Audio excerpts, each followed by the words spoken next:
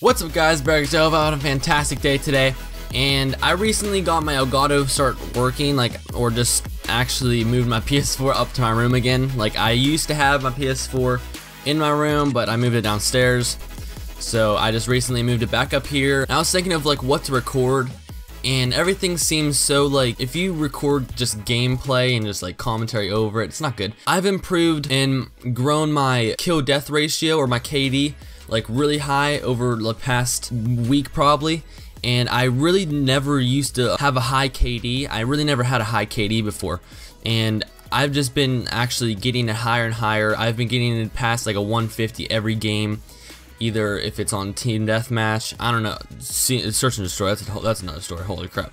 But team deathmatch, free for all, uplink, safeguard, all this, I've been getting my KD on my every single game just really high, and I've risen my KD from what it was before really high. So I'm gonna show you guys today in this tutorial 4 things to show you. I'll put them up on the screen now, but I have 4 things to show you to help you improve and grow your KD to what you actually want. Maybe if you want it to maybe even just a 1, maybe you want a 1, maybe you want it to be a 150, maybe you want it to be a 2.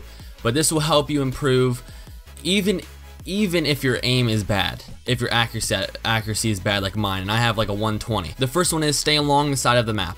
Now you want to stay along the side of the map because everybody is in the middle of the map just fighting, and that's where most of the conflict is. Sorry, I just had to go somewhere. That's where most of the fighting is in the middle of the map, and you don't want to be fighting in the middle map, because since everyone's there, you have a higher chance to die than you are along the side of the map.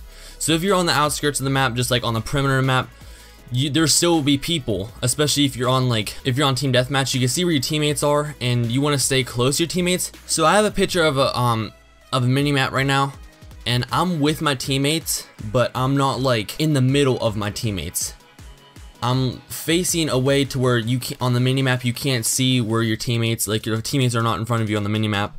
There's a blank space, it just shows the map. You want to be facing that way because since your teammates are not there, the most likely the enemy or the person you're trying to kill is going to be there. And that's what I usually do, is just look on the minimap. That's actually number 2 on the list, so we'll just get that to now. You got to check your minimap often, and because it's hard to tell where the enemy's at, especially because nobody really uses suppressor. That's just a waste of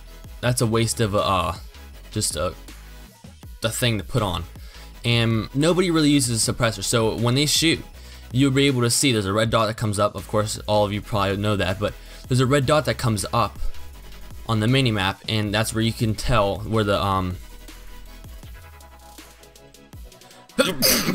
where the enemy is, and that's why you need to check the minimap often, especially if they miss a shot. Say if it's with a sniper and then it's behind you, and the sniper misses a shot, then you're going to check the minimap and see that he shot behind you, and you can just turn around and get him real quick. That's another thing I do. All these things I'm showing you is what I do, and it's it helps me a lot. I actually got my KD up a lot in the past week. Number 3 on the list is you got to spot where the fighting is happening. So on Redwood, if you guys know what the map Redwood is, it's in the Redwood Forest, you got to spot where the fighting is. So my example is Redwood. The fighting usually happens in the bunker, you know what I'm talking about.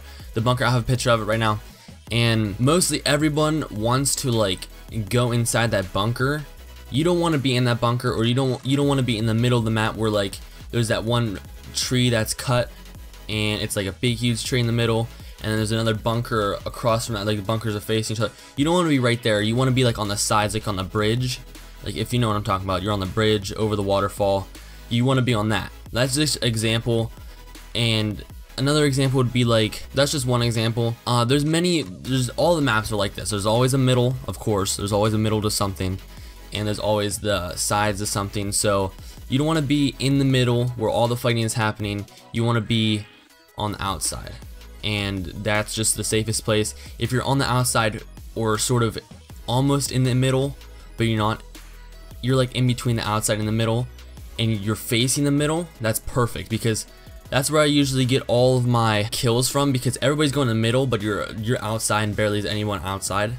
So you're gonna have a higher chance of killing people, and you're not gonna die because nobody's outside. And always just take cover if you're getting fired at, of course, and you're not just gonna sit there. Now the fourth one is short range, long range, short range. Yeah, long range, short range. And this is what I do. If it's a long range shot and you're not using a sniper, you're using like a automatic gun, then you want to treat it like a semi-automatic. So you're gonna have to like just tap the trigger. You're gonna have to tap the trigger.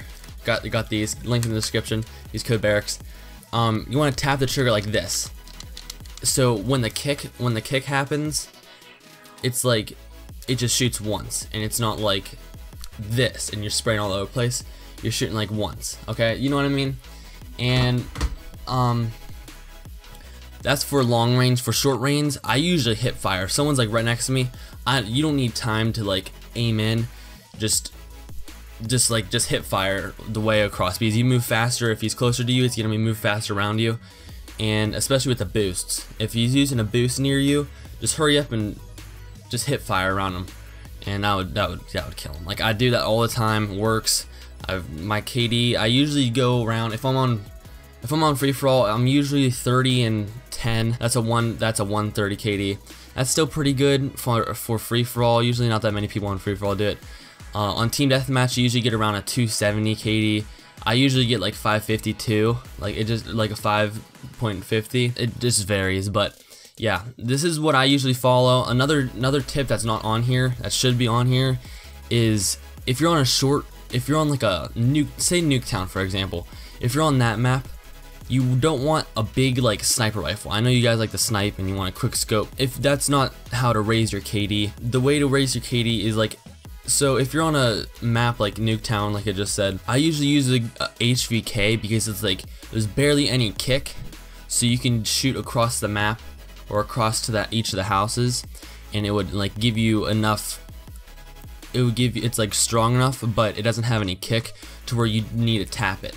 So that's the gun I usually use, and it's strong.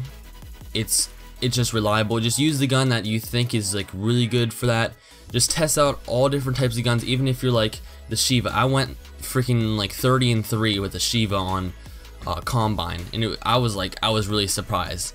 Just you gotta think of the strategies. You gotta look at the minimap, think like where the enemy is gonna be at, and then pre-aim. If it depending on the gun, like the Shiva, I pre-aimed a lot because it's a semi-automatic and I hate it. I don't know why I try to use it, but I mean it worked.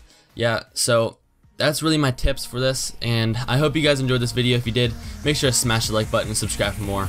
I'll be out in the video the next 2 days. I'm out. Peace.